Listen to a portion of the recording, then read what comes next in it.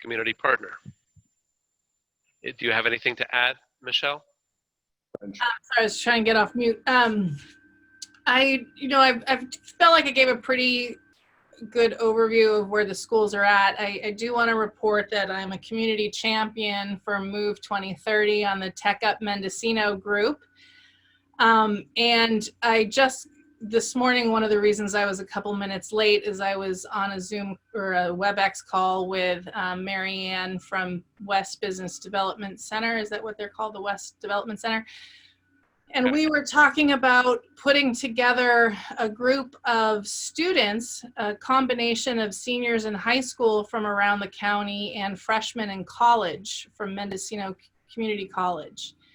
And with this combined group of students, we would like to have it be an application process and work with about 30 students from around the county to parallel the work that's being done by Move 2030. To see if the students come up with any ideas that the adults don't, or maybe can expand upon the ideas that the adults come up with. Being that we're planning for 2030, it's the economic environment that these students will inherit. We felt we should really get the student voice involved. So it's something that both Mary Ann and I are extremely excited about. We met for an hour this morning and kind of put the how-to together. So we're hoping to have a group of kids together by mid-October to really start doing this work. And I committed to something. Would you care to elaborate on what I committed to or what we were working on together? You did.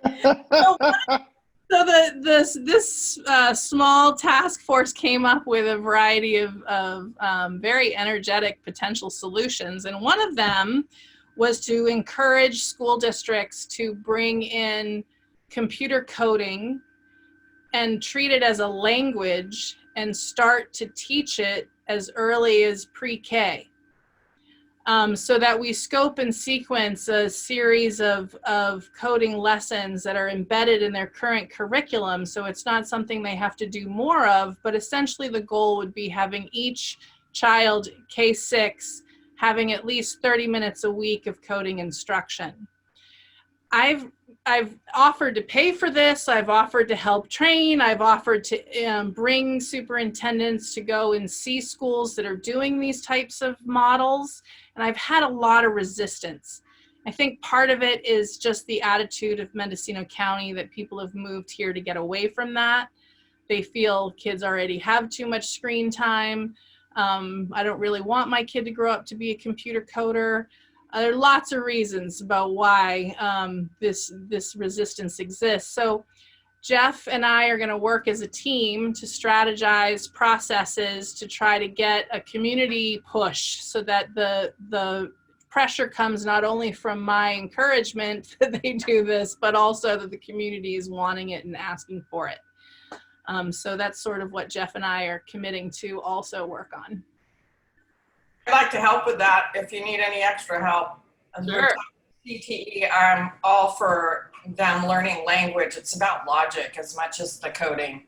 Yeah, and it's about getting kids exposed to tech skills before they've developed that societal feeling of how they are supposed to feel about technology.